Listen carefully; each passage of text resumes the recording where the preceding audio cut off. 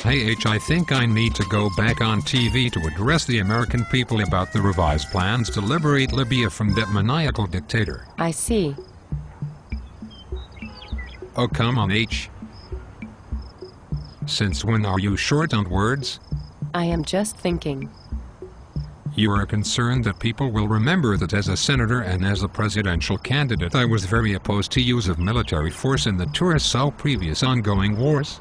I think I might have said the president legally has an obligation to obtain congressional approval if there is not an imminent threat to the country. Possibly.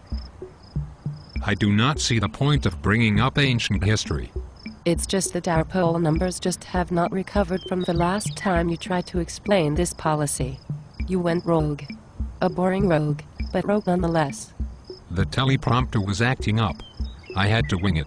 You are concerned that people will not buy into the idea that because he is killing his own people we must intervene? Not really so much as a concern. Our voters are smart. But they will always support us. Yeah. Okay, smart.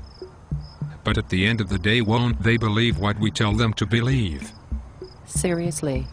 I think our supporters can distinguish between a policy of removing a dictator who attacks his own people, if there's something in it for us, as from the old policy of regime change of a former ally who has turned weapons on his people, especially if we can take their natural resources to our own benefit. You lost me H. Isn't that the exact same policy?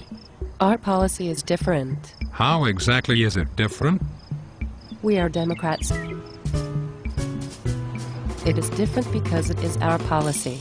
We can always claim our intentions are good. Besides, it does not really matter what we do or say. The people like us. The press likes us. We could pretty much do anything we please, and if anyone says anything they would only undermine their own position. It cannot be that easy. Perhaps. Perhaps not if you go back on TV and explain that this is a limited use of force to encourage regime change. I think that would give us more time to allow for the situation to develop beyond our stated initial desire or expectations. Keep it short and sweet. Remember, it is short attention span theater as far the largest voting blocks go.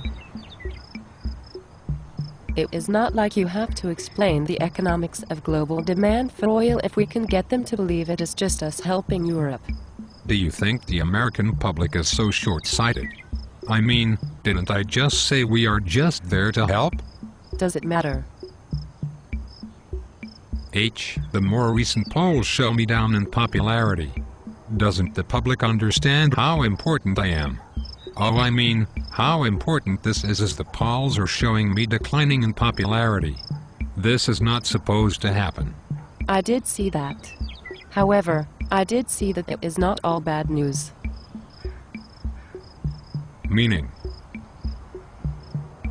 My own numbers are actually improving and higher than any recent elected official.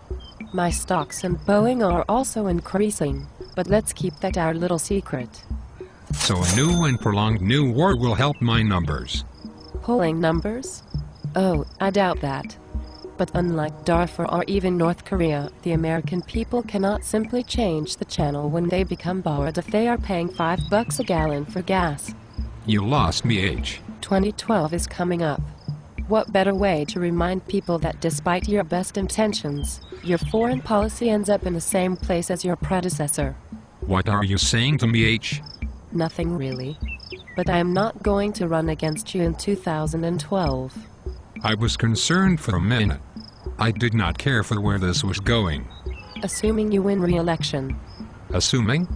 True. It doesn't really matter in the end. Assuming? Doesn't matter? What are you saying? Either way, I'll be ready in 2016.